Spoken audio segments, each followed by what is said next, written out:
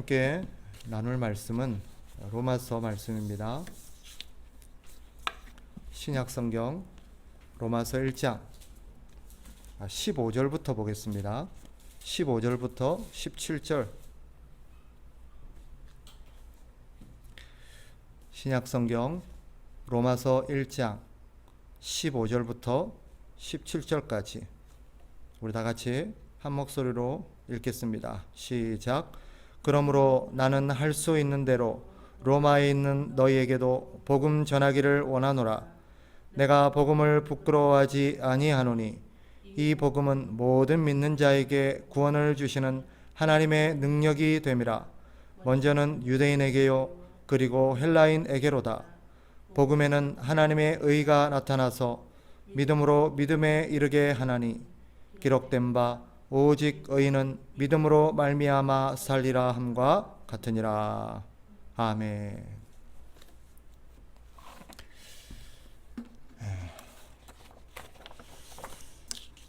오늘 왜 반주 소리가 안 들리는 거 하고 궁금해하시는 성도들이 있을지 모르겠습니다.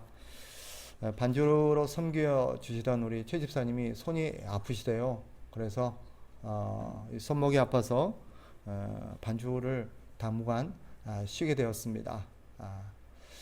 빨리 회복될 수 있도록 여러분들이 좀 기도해 주시면 감사하겠습니다. 최근 코로나로 인해서 이 교회가 문매를 맞고 있지요.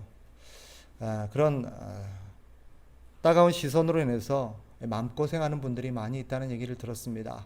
아마 우리 교회 성도들 가운데서도 사회생활을 하는 가운데 혹시나 이렇게 마음고생을 하는 분이 있을까 염려됩니다. 또 어떤 이들 그들 중에는 코로나로 인해서 또 코로나에 어떤 반응하는 대처하는 교회 모습을 보면서 실망했다며 교회를 떠나겠다라는 사람들, 교회가 부끄럽다라고 말하는, 자신이 교회 다니는 것이 예수를 믿는 것이 부끄럽다라고 말하는 사람들도 있습니다. 그래서 교회를 떠나겠다라고 말합니다. 충분히 이해되는 부분이고 참 가슴 아픈 부분입니다. 그러나 한편으로는 이런 생각도 듭니다. 그런 교회 모습에 실망하여서 교회 다니는 것이 부끄럽고 그래서 교회를 떠나겠다. 다르게 말하면 하나님을 떠나겠다라는 뜻인데 이런 의문이 듭니다. 그동안 그들이 믿고 따랐던 것은 무엇일까? 도대체 그들은 교회를 다니면서 무엇을 믿고 또 그동안 교회를 왜 다녔던 것일까 하는 생각이 듭니다. 교회 타락과 교회의 실망스러움은 복음과 그리스도를 무가치하게 만드는가? 또 복음은 교회와 신자들에게 어떤 의미가 있는가? 우리가 한번 생각해 봐야 될 대목입니다. 오늘 로마서를 기록한 바울이 사역하던 그 시대의 교회와 그리스도인들은 어떠했을까 하는 것도 우리가 생각해 볼 만한 대목입니다. 바울이 어떤 상황 속에서 당시 이 로마 교회가 처해 있었던 상황들이 어떠하며 그들에게 이 로마서를 기록했던 바울의 그런 배경적 동기는 무엇이었을까 하는 것을 다시 한번 되새겨 볼 만한 가치가 있습니다. 당시 로마 교회는 두 가지의 어려움을 겪고 있었습니다. 외적으로는 이 네로 치하에서 사회적으로 박해가 극심했었습니다. 그러니 신자들은 신분을 숨기거나 목숨을 버릴 각오를 했어야 했습니다. 그들은 계속해서 끊임없이 이런 질문을 되뇌었을 것입니다. 복음은 내가 목숨을 바칠 만한 가치가 있는가? 내가 이 복음을 위해서 나와 내 가정이 희생할 만한 그런 가치가 있는가? 내 인생 모든 걸 던져서 믿을 만한 가치가 있는가? 교회는 내부적으로도 어려움을 겪고 있었습니다. 왜냐하면 유대인과 비유대인 사이에 신앙적인 혼란스러움, 갈등들이 끊이질 않았기 때문입니다. 이런 거죠. 구원은 전적인 하나님의 은혜라는 생각과 인간편에서 특정한 자격을 갖춰야 된다라는 논쟁이 끊임없이 그 안에서 사라지지 않았습니다. 이런 두 가지 어려움 속에서 로마 교회 성도들은 신앙생활을 해야 했습니다. 바울이 이들에게 로마서를 기록한 이유가 바로 여기에 있습니다. 이 로마서를 통해서 복음이 왜 복음인지, 그리고 복음이 얼마나 영광스러운 것인지를 알려주고 싶었던 것입니다. 결국 이 복음은 우리가 목숨을 던질 만한 가치가 있고 우리 인생 모든 것을 걸 만한 가치가 있다는 것을 바울은 말하고 싶었던 거죠. 그래서 오늘 우리가 읽는 본문 속에서도 바울은 그 복음의 영광스러움, 복음의 가치, 나아가서 복음이 왜 복음인지를 우리에게 설명하는 것입니다. 우리가 흔히 16절, 17절을 많이 암송하기도 하고 또 중요하게 여기고 있습니다. 그러나 16절, 17절은 15절부터 함께 봐야 합니다. 왜냐하면 16절과 17절은 15절에 대한 부연 설명이고 이유에 대한 설명입니다. 우리말 성경에는 생략되어 있지만 16절과 17절 앞에는 접속사, 중요한 접속사가 생략되어 있습니다. 그게 뭐냐면 왜냐하면이라는 접속사입니다. 즉 16절은 15절의 이유에 대해서 설명합니다. 15절에서 그는 이렇게 말하죠. 그러므로 나는 할 수 있는 대로 로마에 있는 너희에게도 복음 전하기를 원하노라. 그리고 이렇게 시작되는 거예요. 왜냐하면, 즉 이 말은 내가 왜 복음을 그토록 전하고 싶냐 하면 복음이 바로 이런 거기 때문이다 라는 거죠. 16절 보세요. 내가 복음을 부끄러워하지 아니하노니 이 복음은 모든 믿는 자에게 구원을 주시는 하나님의 능력이 됨이라. 먼저는 유대인에게요, 그리고 헬라인에게로다. 그리고 나서 또 왜냐하면이라는 말이 나옵니다. 여기서 왜냐하면이라는 말은 무엇에 대한 왜냐하면이냐면, 왜 복음에 16절에서 말하는 요지가 뭐냐면 16절에서 복음은 하나님의 능력이 있다. 그래서 우리를 구원하는 하나님의 능력이 있다라고 말해요. 그러면 17절에서 이렇게 부연하죠. 왜냐하면 이 말은 왜 이 복음에 하나님의 능력이 나타나 있냐면 하고 17절에서 부연 설명하는 것입니다. 그래서 15절부터 17절은 함께 보아야 하는 것이죠. 이 접속사가 빠져 있다고 해서 이 내용이 훼손된다든지 내용을 이해하는데 어려움이 있는 것은 아닙니다. 그럼에도 불구하고 이 접속사는 이 문장과의 상관관계라든지 논리적 연관성, 그리고 그런 어떤 이 부분에 대한 여러 가지 부연적인 설명의 어떤 관계성들을 이렇게 부각시키지 못하는 아쉬움은 있습니다. 하지만 우리가 내용을 이해하는 데는 어렵지 않습니다. 다시 본문으로 돌아가서 바울은 이 로마 교회에 편지를 쓰면서 자신이 왜 이들에게 편지를 썼는지, 그 이유가 바로 복음을 전하기 위함이라는 것을 말하고 있습니다. 그러면 왜 바울은 그들에게 이렇게 복음을 전하고 싶어 했을까요? 16절에서 그 이유를 설명하는 것입니다. 왜냐하면 이 복음에는 하나님의 능력이 나타나서 우리를 구원하는 하나님의 능력이 있기 때문이다라고 말하는 거죠. 그래서 바울은 이 복음을 말하면서 로마 교회 성도들이 마치 상황을 아는 것처럼, 그들이 지금 어떤 상황에 놓여 있는 것을 마치 아는 것처럼 그들에게 이르기를 하는 거예요. 나는 복음을 부끄러워하지 않는다. 나는 복음을 부끄러워하지 않는다. 여기서 복음을 부끄러워하지 않는다는 의미는 단순히 내가 복음을 믿고 있다는 것을 부끄러워하지 않는다, 그런 어떤 문자적인 의미라기보다는 오히려 이런 의미입니다. 나는 복음을 믿는다. 즉 복음의 진리를 나는 확신하고 있다. 뿐만 아니라 나는 이 복음을 자랑스러워한다라는 강조적 표현입니다. 왜냐? 앞서 말씀드린 것처럼 이 복음에는 믿는 사람이라면 누구든지 모든 사람을 구원하는 하나님의 능력이 이 복음 안에 있기 때문이라는 거예요.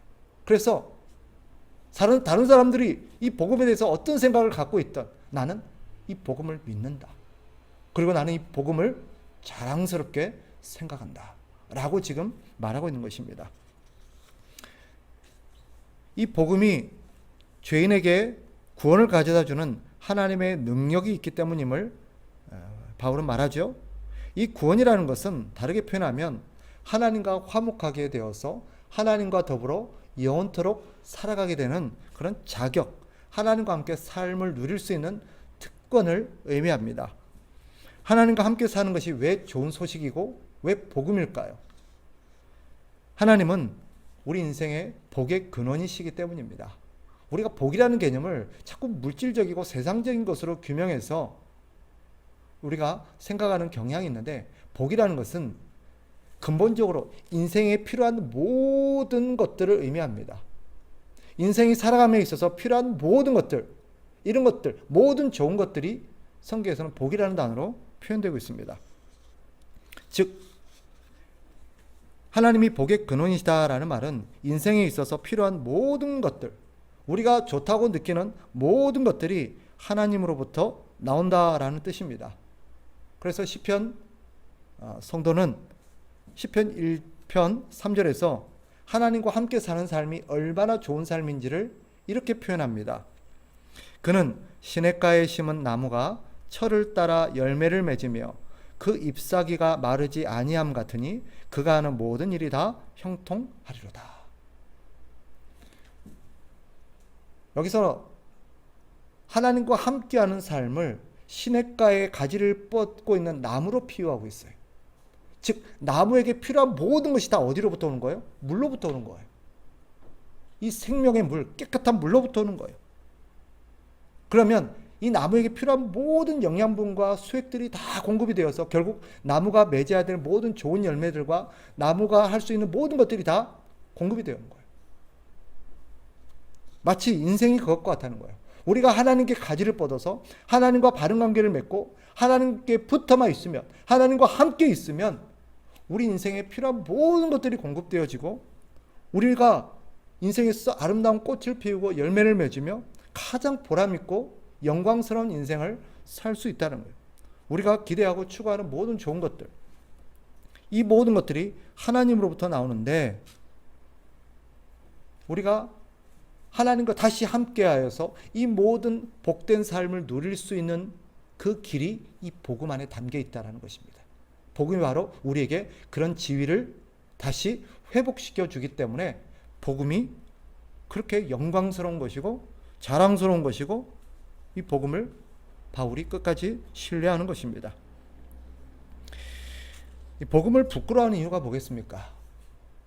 그렇다면 사람들이 복음을 부끄러워하는 이유는 뻔합니다. 이 복음을 믿지 않기 때문입니다. 이 복음이 얼마나 좋은 건지, 이 복음이 얼마나 영광스러운 건지, 이 복음이 가져다주는 그런 하나님의 능력이 얼마나 대단한 것인지를 모르기 때문입니다. 그걸 맛본 적이 없기 때문이에요. 그것의 가치를 바르게 알지 못하니까 복음을 부끄러워하고 복음을 외면하는 것입니다. 사실 이 부끄러움이라는 감정은 죄인에게 나타나는 특징입니다. 죄인의 특징이에요. 하나님을 떠난 죄인이 느끼는 하나님과의 관계 속에서 어떤 기준에 이르지 못했을 때, 자신에게 흠이 있고 자신에게 부족하다는 것을 인식했을 때 느끼는 감정이 부끄러움입니다. 그런데 바울은 이 복음을 통해서 자신이 부끄럽지 않다고 말해요. 바꿔 말하면 나는 이제 이 복음으로 말미암아 완전하여지고 복음으로 말미암아 충분해지고 복음으로 말미암아 나는 부족함이 없다라는 뜻입니다. 이 복음이 내 모든 것을 다 완벽하게 회복시켜주고 채워주는 것이기 때문에 나는 부끄러움이 없다.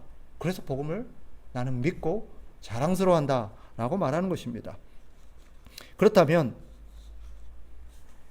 이 복음이 왜 그토록 자랑스러운 것이고 이 복음이 왜 그 사람을 그렇게 부끄럽지 않게 만들고 자랑스럽게 만들고 복음을 이렇게 마음의 평강과 담대함을 갖게 만들까요? 이 복음은 본문에서도 소개하고 있지만 예수 그리스도의 희생을 통해서 하나님께서 우리의 죄와 수치를 가리신 행동이기 때문입니다.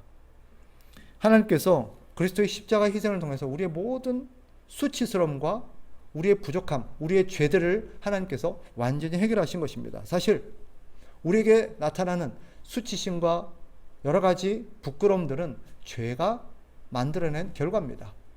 죄가 없어지고 죄가 사라지면 부끄러움은 사라져요.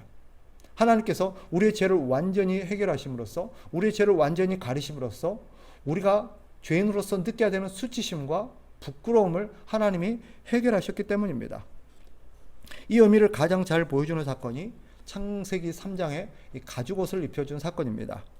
우리가 아는 것처럼 아담과 하와는 죄를 짓고 나서 수치심을 느껴야 했습니다. 부끄러움을 느꼈어요.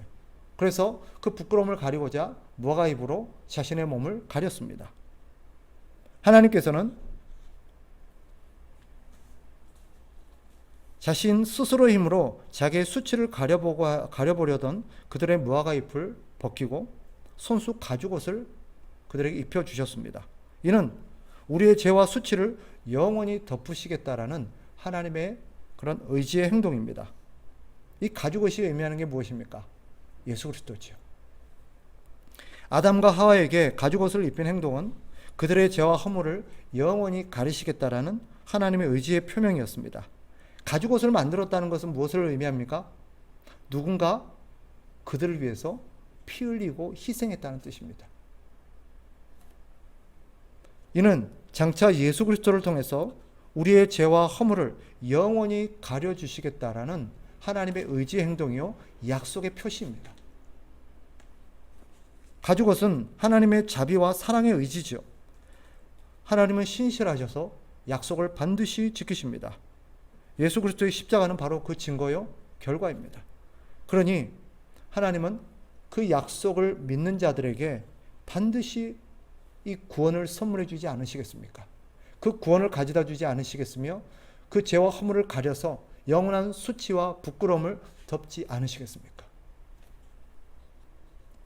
예수 그리스도는 하나님께서 우리의 죄와 허물을 덮어주신 영원한 가죽옷입니다.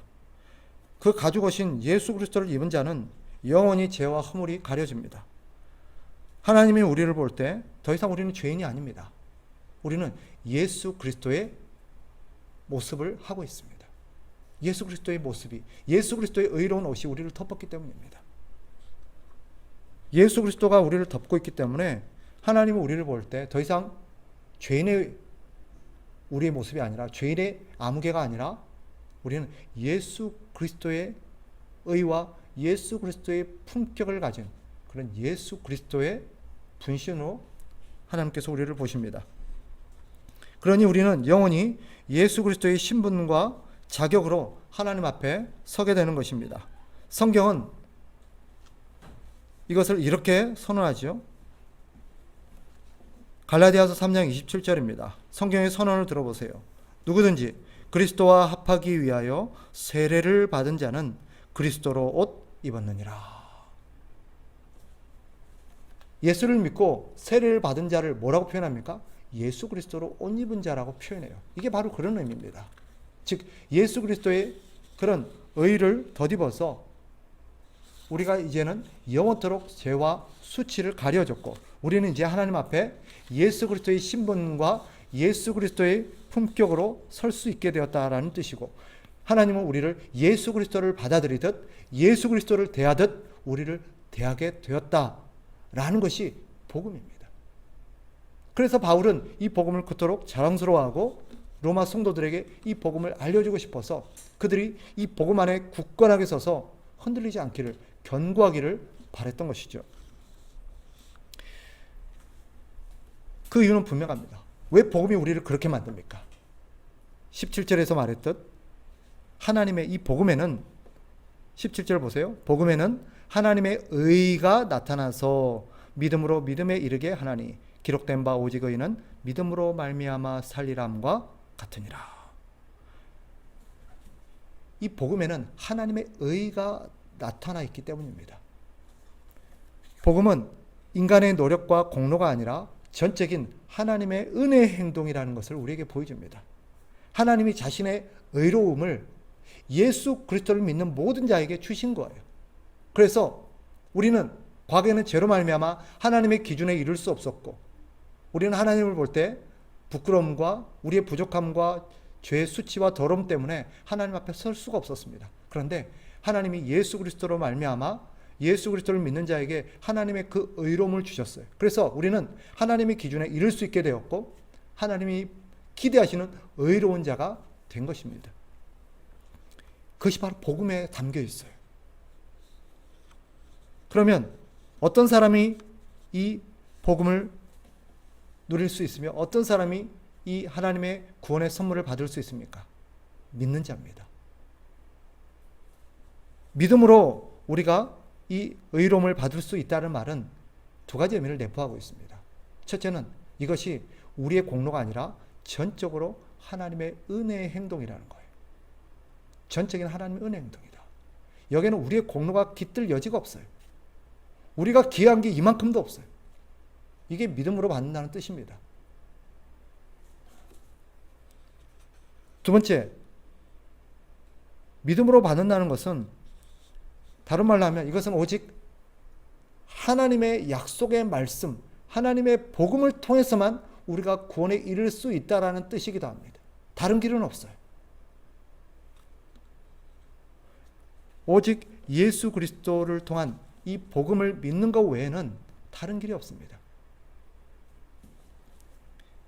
하나님이 왜 이런 의로움을 값없이 주시는가? 우리 사람으로서는 불가능하기 때문이에요. 아무리 노력해도 우리 힘으로는 불가능하기 때문에 하나님께서 우리에게 이런 의로움을 선물로 주신 것입니다. 이 복음은 우리와 하나님과의 관계에만 영향을 끼치는 게 아니라 사람과 사람과의 관계에도 영향을 끼칩니다. 복음은 우리를 사람 앞에서도 부끄럽지 않고 담대하게 만듭니다.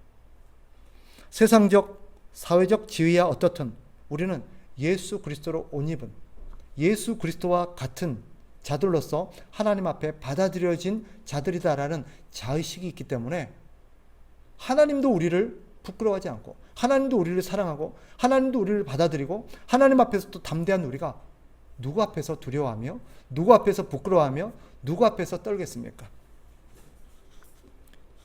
우리는 그리스도라는 제복을 입은 그리스도의 영광스러운 지위와 권위를 지닌 사람들이라는 그런 의식이 있기 때문에 이 복음을 믿고 복음의 가치를 깨달은 자들은 하나님뿐만 아니라 사람 앞에서도 담대하고 부끄러워하지 않습니다.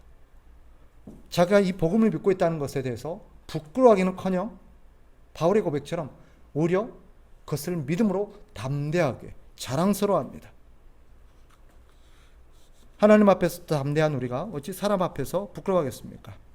그래서 이런 태도가 제가 첫 시간에 말씀드렸던 그리스도의 종의 태도인 것입니다.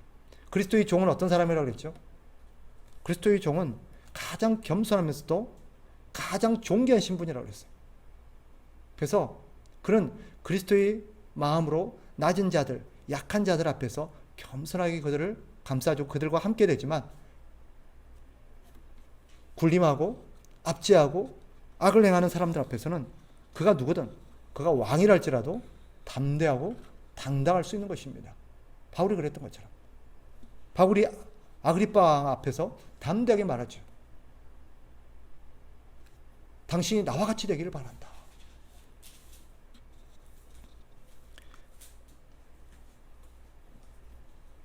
돈이 없다고, 빽이 없다고, 공부를 못한다고, 외모가 잘나지 못했다고 부끄러워하지 않습니다.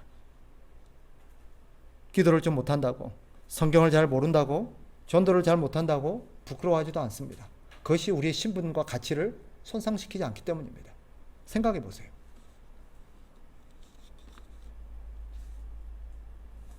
예를 들어 재벌가의 아들이 공부를 좀 못한다고, 얼굴이 좀 못났다고 다른 사람들 앞에서 떨겠습니까?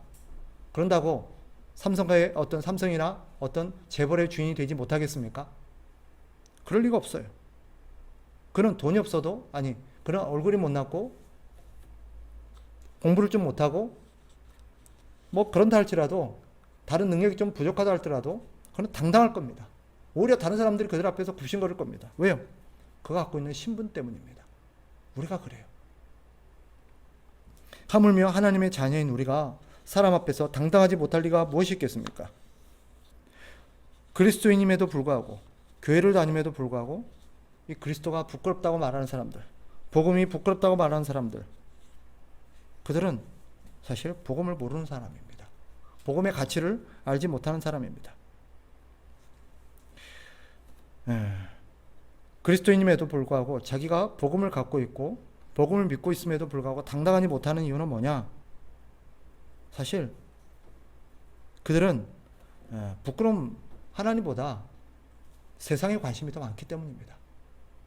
그리고 하나님 나라보다 세상에 있는 것들을 더 좋아하기 때문입니다. 그리고 그들이 복음을 부끄러워하는 것은 하나님의 뜻보다는 자신의 욕심을 더 추구하고 있기 때문입니다. 그래서 부끄러워하는 거예요. 말씀을 정리하겠습니다. 여러분은 어떠세요? 여러분은 이 복음의 가치를 알고 있습니까? 이 복음을 자랑스러워하고 계십니까? 이 복음을 믿는 자들은요, 자신이 어떤 자인지를 알아야 돼요. 복음을 믿는 자들은 자신이 그리스도로 옷 입은 자라는 자의식이 있어야 합니다. 그리스도로 옷 입었다는 뜻이 뭐예요?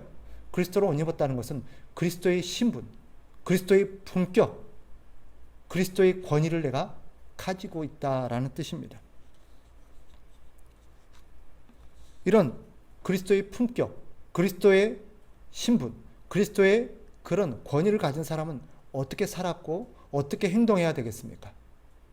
그들에게 걸맞는 품격이란 것은 무엇이겠습니까? 로마서 13장 14절에서 이렇게 가르치죠.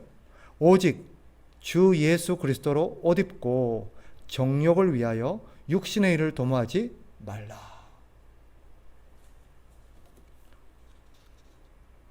여기다가 부연 설명한다면 그리스도로 옷 입은 그리스도의 품격을 겸비한 사람들이라면 자신을 위해서 살지 말고 그리스도를 위해서 살아야 합니다. 그리스도를 위해서 산다는 것은 무엇입니까? 쉽게 설명하면 이런 거예요. 그리스도처럼 생각하고 그리스도처럼 말하고 그리스도처럼 행동하는 것입니다. 우리는 그리스도를 대신해서 이 땅을 사는 사람들이에요. 그리스도의 모든 신분과 그리스도의 품격과 그리스도의 지위를 우리가 부여받은 사람이라고 한다면 우리는 이 땅에서 그리스도를 대신한 사람입니다. 그래서 혹자들은 그리스도인들을 그리스도의 대사라고 표현하기도 합니다. 일리가 있다고 봅니다.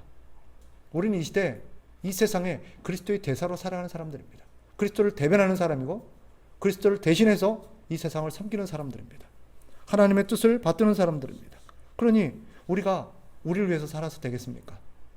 우리가 마치 그리스도의 사람이 아닌 것처럼 그리스도의 신분이 없는 것처럼 그렇게 사는 것은 그리스도인에게 어울리는 삶이 아닙니다. 작금의 교회 상황을 바라보면서 교회에 실망하고 교회를 떠나는 사람들, 교회 다니는 것이 부끄럽다고 말하는 사람들, 물론 코로나 사안과 관련해서 분명 교회가 잘못한 측면이 있습니다. 이것은 분명 속상하고 가슴 아픈 대목입니다. 그럼에도 그들에게 묻고 싶습니다. 그런 상황 속에서도 끝까지 교회를 가슴에 품고 교회를 위하여 기도하고 하나님 앞에 교회를 위하여 호소하는 사람들은 왜 그렇게 할까요? 왜 그럴까요? 그들은 이 복음의 가치, 복음의 진리를 믿기 때문입니다. 비록 교회가 실패하기도 하고 실수하기도 하고 변질되기도 하고 타락하기도 하지만 그 교회가 받은 복음의 가치와 예수 그리스도의 가치는 변함이 없기 때문입니다. 이런 속상한 상황 속에서도 교회를 끌어안고 눈물을 흘리며 기도하는 수많은 신자들이 있습니다. 그들은 교회의 실수에도 불구하고 복음의 가치와 복음의 위대함을 흔들리지 않고 믿습니다. 그리고 이 복음이 다시금 우리와 교회들을 회복시키고 다시 하나님 앞에 서게 하기를 눈물 뿌려 기도하고 있습니다. 우리 역시 그래야 되지 않겠습니까?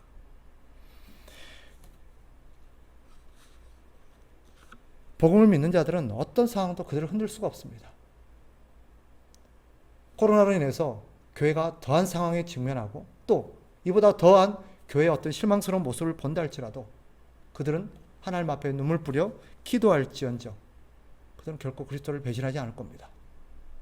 그게 우리의 모습입니다. 그게 그리스도의 품격을 겸비한 그리스도인들의 모습입니다. 그러니 여러분, 이 두 가지 사항을 잊지 마십시오. 우리가 누구입니까? 우리는 복음으로 말미암아 그리스도로 옷 입은 자들입니다. 우리는 그에 걸맞는 품격과 삶의 모습이 필요합니다. 그리고 우리 주변에 있는 이런 실망스러운 모습들은 우리가 부정하고 떠나보내야 될 게 아니라 다시 복음이 복음되도록 또 교회가 교회가 되도록 신자가 신자가 되도록 우리가 기도하며 회복시켜야 될 우리 아픈 단면들입니다. 우리는 그들과 상관없는 게 아니에요. 하나님 우리에게 기대하시는 그런 모습들을 우리가 꿈꾸면서 그리스도인다운 품격으로 이 땅을 살아갈 수 있도록 우리는 살아야 될 것입니다. 그러니 이 상황 속에서 생각을 하더라도 그리스도처럼 생각하시고 말 한마디를 내뱉더라도 그리스도가 말하듯 하시고 행동 하나도 그리스도처럼 행동하여서 다시 한번 복음을 믿는 교회의 품격이 무엇인지 그리스도인의 품격이 무엇인지를 다시금 이 시대에 재발견할 수 있도록 보여주는 저와 여러분이 되시기를 주의 이름으로 축복합니다. 기도하겠습니다. 하나님 아버지, 최근 교회 상황과 관련하여서 많은 사람들이 실망하고 또 교회를 떠나기도 합니다. 교회에 남아있는 자들조차도 속상해하며 안타까워하며 하나님 아버지 이 상황들을 어떻게 극복해 나가야 될지 하나님 앞에 기도합니다. 하나님 아버지요, 다시 한번 복음을 통해서 우리가 누구인지를 생각하게 하여 주시옵소서. 우리가 그리스도로 옷 입은 자들이며 그리스도의 품격을 가진 자들이라는 것을 잊지 않게 하여 주셔서 그리스도께서 이 세상을 사셨더라면 그리스도께서 이 상황에 교회에 계셨고 이 나라와 민족 가운데 계셨더라면 하셨을 일들을 생각하며 우리가 그 일을 수행하는 이 시대의 그리스도인들이 되게 하여 주셔서 다시 한번 땅에 떨어진 교회와 그리스도인과 또 이 복음의 품격들을 회복하여서 세상에 보여주는 그런 신자들이 될 수 있도록 도와주시옵소서. 예수 그리스도 이름으로 기도합나이다. 아멘.